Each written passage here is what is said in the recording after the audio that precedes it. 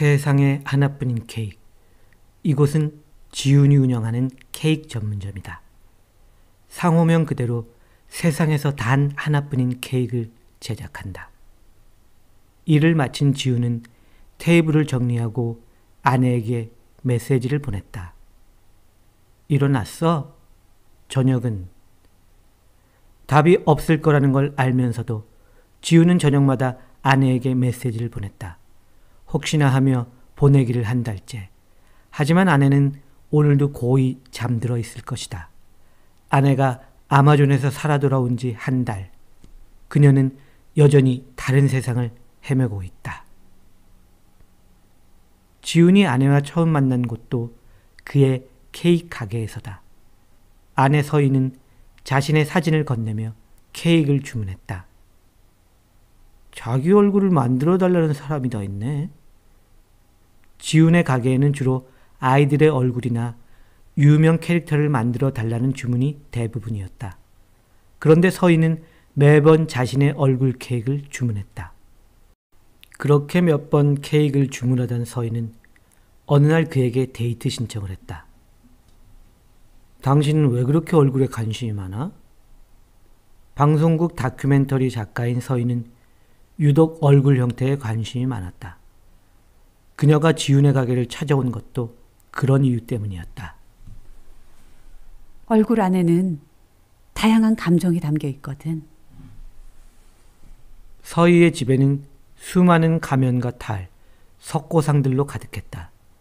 얼굴 관련 영화와 관상책까지 커다란 책장을 가득 메웠다. 근데 아직 찾지 못한 감정이 있어. 그게 뭔데? 공포. 극한의 공포 말이야. 곧잘 대화가 통했던 두 사람은 얼마 후 깊은 관계로 발전했고 잠깐의 연애 후 결혼을 하기에 이르렀다. 신혼집은 그녀의 바람대로 경기도 외곽, 정원이 딸린 낡은 주택이었다. 건물 지하에는 제법 널찍한 공간이 있어 그녀의 작업실로 활용했다. 그렇게 신혼의 단꿈을 즐긴 지 석 달째, 서희는 다큐멘터리 제작을 위해 아마존 정글로 떠났다. 문명과 단절되어 살아가는 아마존 부족의 모습을 촬영하기 위해서였다. 아마존 강의 발원지 중 하나인 에콰도르 동부를 시작으로 강을 따라 정글 깊숙이까지 들어가는 일정이었다. 꼭 당신이 가야 해? 우리 아직 신혼인데. 그럼 위험한데. 나 꼭 가보고 싶어. 항상 꿈꿔왔던 곳이란 말이야. 지훈의 반대에도 불구하고 서희는 한껏 들떠 아마존으로 향했다. 그리고 한 달 후 촬영팀은 무사히 한국으로 돌아왔다. 서희만 빼고 말이다. 회사에선 일정 도중 그녀가 행방불명되었다고 했다. 지훈은 경찰서와 대사관을 쫓아다니며 서희를 찾아 헤맸다. 그렇게 꼬박 2달이 지난 어느 날 그녀를 찾았다는 연락이 왔다.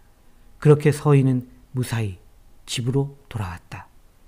하지만 서희는 예전의 그녀가 아니었다. 집으로 돌아온 그날부터 그녀는 내내 죽은 듯 잠들어 있었다. 그간의 피로 때문이라 여기며 지켜보던 지훈은 결국 의사를 불렀다. 하지만 의사 또한 신체상의 문제는 없다고 했다. 오늘도 퇴근하고 집에 들어온 지훈은 잠시 침대 위의 아내를 확인했다. 잠든 그녀의 모습은 마냥 평화로워 보였다. 거실로 나와 주방으로 향하던 지훈은 문득 걸음을 멈췄다. 이거 못 보던 물건인데? 거실 벽의 커다란 진열장 안에 낯선 물건이 눈에 띄었다. 진열장은 결혼 전부터 아내가 모아놓은 수집품들로 가득했다. 그런데 그 중간쯤 화려한 가면 사이에 고양이 머리 장식품이 놓여 있었다. 볼품없이 만들어진 고양이 머리 장식품은 눈알도 없이 감겨진 눈은 꿰매져 있었다. 언제부터 있던 거지? 내가 이렇게 정신이 없나? 지훈은 고개를 갸우뚱하며 소파에 앉아 TV를 켰다. TV 뉴스에선 얼마 전 일어난 사건으로 떠들썩했다. 저수지에서 발견된 머리 없는 시신의 신원을 확보하는데 어려움을 겪고 있습니다. 경찰은 주변 CCTV를 확보하고 목격자를 찾는 데 주력하고 있지만 수사에 난항이 예상됩니다. 우리 집 근처네? 지우는 이리저리 채널을 돌리다 소파에서 잠이 들었다. 다음날 아침 지우는 달그락거리는 소리에 눈을 떴다. 서희가? 주방에서는 아내 서희가 분주하게 아침을 준비하고 있었다. 당신 이제 괜찮은 거야? 내가 왜? 아내는 평온한 얼굴로 되물었고 지우는 그런 그녀의 모습이 낯설기만 했다. 그렇게 그녀는 일상으로 돌아왔다. 잦은 악몽 때문에 그녀가 작은 방에서 자는 것만 빼고 말이다. 지훈의 질문에 그녀는 아무런 기억이 없다고 했다. 지훈은 다시 케이크 만드는 일에 전념했고 가게는 활기를 되찾았다. 바쁜 일상을 보내던 그들은 주말 저녁 오랜만에 여유를 가졌다. 나란히 거실 소파에 앉아 TV를 시청하던 그들은 아마존의 어느 부족에 관한 다큐멘터리를 보게 되었다. 슈아족이라는 부족이 전쟁을 치른 후 상대 부족의 머리로 전리품을 만든다는 내용이었다. 죽은 자의 머리로 만들어진 산사라는 전리품은 마치 인형의 머리 같았다. 물론 지금은 사라진 풍습이지만 유럽 부자들의 장식품으로 암거래되기도 했다고 한다. 부자들에게 팔기 위해 관광객을 납치한 경우도 있었다. 정글 여행 중 실종된 남편의 머리를 어느 박물관에서 보게 된 여자의 인터뷰에서 지훈과 서희는 서로의 얼굴을 마주 보았다.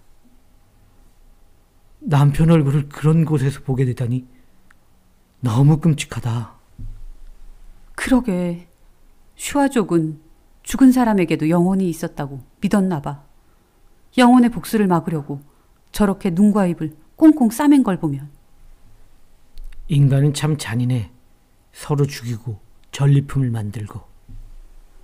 살아남기 위한 선택이었겠지. 어쩔 수 없이 살생 뒤에 스스로를 지키기 위한 또 다른 선택. 지우는 그들을 이해한다는 듯 이야기하는 서희가 납득되지 않았다. 그러다 문득 얼마 전 진열장에서 본 고양이 머리 장식품이 떠올랐다. 서희는 도대체 정글에서 무슨 일을 겪은 걸까? 지훈이 빤히 서희의 얼굴을 바라보자 그녀는 하품을 하며 작은 방으로 향했다. 몇 달 전 정글에서 일행과 떨어진 서희는 암흑 속을 헤매었다. 거대한 나무숲과 억센 풀 사이로 무작정 걷고 또 걸었다. 상처 사이로 벌레들이 몰려들자 서희는 공포에 휩싸였다. 뭔가 쓱 몸에서 빠져나가는 걸 느끼며 서희는 있기 위해 쓰러졌다. 얼마나 지났을까? 서희는 마른 풀 태우는 냄새에 눈을 떴다. 눈앞에선 하얗게 연기가 피어오르고 있었다. 슈아족. 그녀가 만난 건 바로 슈아족이었다. 그들은 사람의 머리에서 가죽을 분리해 뜨거운 모래에 담갔다. 열기에 축소된 머리가죽을 말리고 데우기를 끝없이 반복했다. 모래 담금질이 끝난 머리가죽은 작고 단단하게 굳어졌다. 이윽고 눈과 입을 꿰매고 코와 귀에 마른 풀을 채우자 어둠 속 한 남자가 노래를 시작했다. 온몸에 주렁주렁 화려한 장신구를 걸친 남자였다. 그의 노래를 시작으로 모두들 단조로운 노래를 흥얼거렸다. 주술의식과 함께 남자가 완성된 싼사를 번쩍 들어올리자 서희는 경이로운 표정으로 바라보았다. 그리고 곧 그들을 따라 노래를 흥얼거렸다. 서희를 유심히 지켜보던 남자는 그녀에게 사람의 머리 하나를 내밀었다. 서희는 자신이 본 대로 그들을 따라 싼사를 만들고 또 만들었다. 정글에 있는 동안 서희는 슈아족의 주술에 빠져들었다. 개미떼의 공격을 받는 꿈을 꾼 서희는 식은땀을 흘리며 잠에서 깼다. 작은 방울 나온 그녀는 남편이 자고 있는 큰 방문에 슬며시 귀를 댔다. 안에서는 나직한 남편의 숨소리가 규칙적으로 들려왔다. 지하실로 향한 그녀는 작은 냉동고에서 둥근 형체의 물건을 꺼내들었다. 초저녁부터 달궈진 모래는 작업하기에 알맞은 온도로 맞춰져 있었다.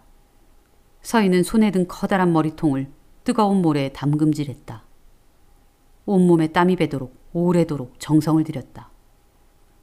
담금질이 끝나자 그녀는 한 땀 한 땀 눈과 입에 구멍을 꿰매었다. 그리고 잘 말린 지푸라기를 코와 귓구멍에 쑤셔 넣으며 단조로운 소리로 노래를 불렀다. 자신의 손에 들린 싼살을 바라보며 서희의 입가에 미소가 떠올랐다. 거실로 올라온 서희는 진열장 앞에 섰다. 어디가 좋을까?